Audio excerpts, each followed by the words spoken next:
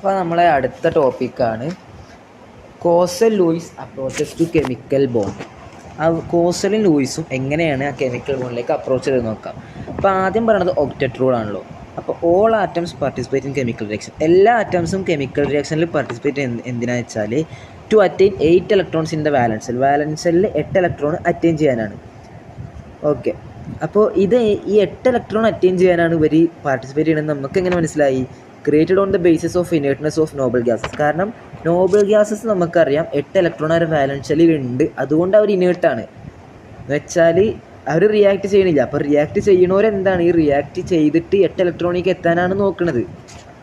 അപ്പോൾ stability determine ചെയ്യുന്നത് വാലൻസ് സെല്ലാണെന്ന് നമുക്കിതിന് മനസ്സിലായി. നമ്മളൊരു ആറ്റം എടുത്താൽ അതിൻ്റെ ഉള്ളിലുള്ള വാലൻസ് സെല്ലിൻ്റെ ഉള്ളിലുള്ള ബാക്കിയുള്ള ഭാഗത്തിനെ വിളിക്കുന്ന പേരാണ് കേണൽ, ന്യൂക്ലിയസും ഇന്നർ സെല്ലും. അപ്പോൾ ഈ പുറത്തുള്ള ഓർബിറ്റ്സിലൊക്കെ ഉള്ളത് ഇലക്ട്രോൺസ് ആണല്ലോ. അപ്പോൾ അവിടെ നെഗറ്റീവായിരുന്നു ഉണ്ടായിരുന്നത്. അപ്പോൾ ഈ വാലൻസ് സെല്ലിലുള്ള ഇലക്ട്രോണിൽ പോയാൽ സാധാരണ ഒരു ആറ്റം എന്ന് പറഞ്ഞാൽ എന്താണ്? പോസിറ്റീവ് അല്ല നെഗറ്റീവ് അല്ല, ന്യൂട്രലാണ്. അപ്പോൾ ഈ വാലൻസ് സെല്ല് ഒഴിച്ച് നിർത്തിയാൽ, വാലൻസ് സെല്ലിലത്തെ നെഗറ്റിവിറ്റി ഒന്ന് മാറിക്കഴിഞ്ഞാൽ ഉള്ളിലുള്ള ബാക്കി എല്ലാവർക്കും ഒരു പോസിറ്റിവിറ്റി അല്ല തോന്നാം.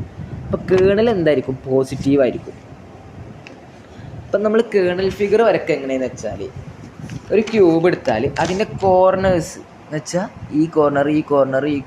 ഈ കോർണേഴ്സ് റെപ്രസെൻ്റ് ചെയ്യുന്നത് ഇലക്ട്രോൺസ് ആയിരിക്കും, വാലൻസ് സെല്ലിലത്തെ ഇലക്ട്രോൺസ്. ബാക്കി ഈ സെൻറ്റർ ഭാഗം ഉണ്ടല്ലോ ക്യൂബിൻ്റെ ഈ സെൻറ്റർ ഭാഗം കോർണർ അല്ലാത്ത അതാണ് ഇന്നർ സെൽ പ്ലസ് ന്യൂക്ലിയസ് അഥവാ കേണൽ. അത് പോസിറ്റീവായിരിക്കും. ഇതിനൊരു എക്സാമ്പിൾ നമുക്ക് വരക്കാം.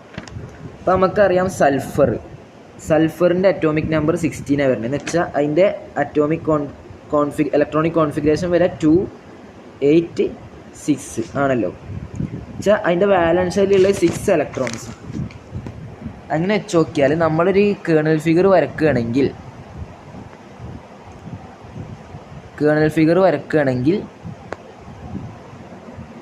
6 ഇലക്ട്രോൺ ആയിരിക്കണം അതിൻ്റെ കോർണേഴ്സിൽ. 1 ഈ കോർണർ, 2, 3, 4, 5, 6 കോർണർ എന്ന് പറഞ്ഞു. അപ്പോൾ ഈ 2 കോർണറിൽ പിന്നെ ഒന്നുമില്ല.